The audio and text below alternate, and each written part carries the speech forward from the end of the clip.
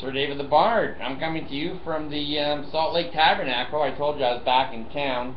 I have to stay on the run, and I have to keep moving motels every night because the Danites are looking for me. In fact, I think the Danites may be disbanding. I don't know. After all of this shit has come out about Joseph Smith, polygamy, young marriages, 14-year-old girls running around naked. Jeez. I'm not sure if the Mormon Church is going to survive this. Now, when you're a multi-billion-dollar corporation, sometimes you have to pull back, but it's hard to bring down a multi-billion-dollar corporation.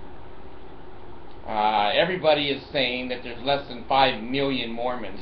In the next 2 or 3 months, there might be 4, 3, 2, 1. Will it totally collapse? Well, the reorganized church did. The reorganized Church of Jesus Christ of Latter-day Saints, I think now is the Church of Christ or something. I was just reading a fleeting article. It's fleeting out of my mind. I get off on other subjects and I forget. What is my name? Anyway, it'll come to me. It'll come to me. Oh, Recovery Mormonism. This is a great website. It helped me a lot when I was first coming out of Mormonism. It really was stabilizing me to realize I wasn't a normal human being. I'm not now either, but I'm better than I was when I was a Mormon and happier. There's a famous song in the Mormon Church that we used to sing, and they still sing today. I think it may be ripped out of the books, hymn books today. Now I'm going to go to another subject. When I was at BYU, I had to take a health class, and I had to buy a new book, $30, $40, $50 in those days, 1972, and I looked into the table of contents, and it said masturbation. Geez, I got to read about that, because Mormons, that's a magic word in Mormonism. It's like, Joseph Smith, your eyes just get big. So I went to the masturbation section, and it wasn't there in a brand new book. It wasn't there.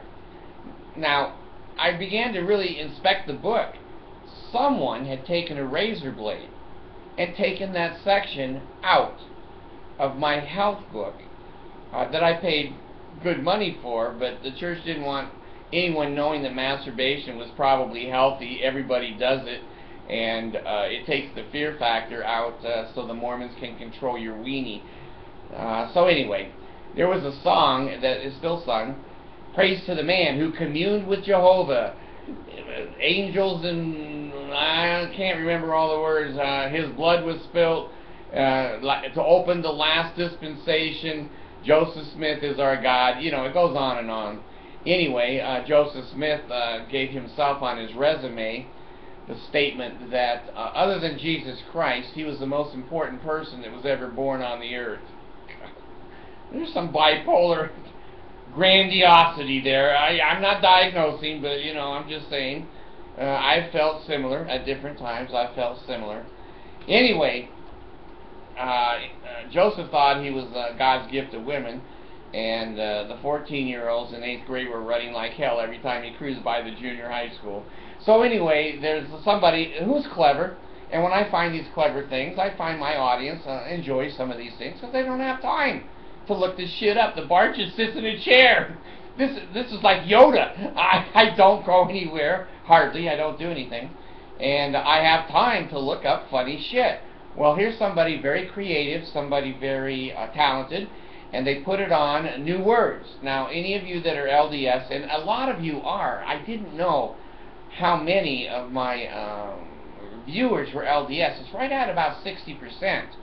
And you know this song, Praise to the Man, talking about Joseph Smith. Take a look at it. Laugh your ass off. I did. I thought it was funny. It gave me health and enable, marrow in the bone, strength and loins, and power and priesthood be upon me and upon my posterity, through all generations of time and throughout all eternity. Pay me, lay me, and nail me. Oh God, hear the words of my mouth. The Bard don't lie.